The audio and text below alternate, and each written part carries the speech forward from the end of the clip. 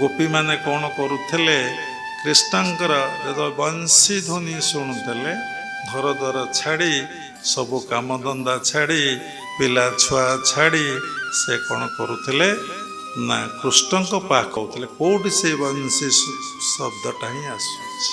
ଭଗବାନ ମନରେ ପ୍ରଶ୍ନ ଉଠେ, ଏତେ ବାଦ୍ୟଯନ୍ତ୍ର ଥିଲା, ଗୋଟିଏ କଥାରୁ ଅନେକ କଥା, ବଂଶୀଟାକୁ କାହିଁକି ଧରିଲେ, ବଂଶୀଟାକୁ କାହିଁକି ବଜେଇଲେ? ଦେଖନ୍ତୁ ସେହି କଥାଟି କେତେ ସୁନ୍ଦର କଥା। ଆପଣଙ୍କର ମେରୁଦଣ୍ଡ ହେଉଛି ଗୋଟେ ବଂଶୀ। ବଂଶୀରେ 7ଟା କଣା ଥାଏ, ଗୋଟିଏ କଣା ମୂଳରେ ଥାଏ, ଆଉ 6ଟା ଛିଦ୍ର ସିଏ ଲାଗି ଲାଗି ଥାଏ।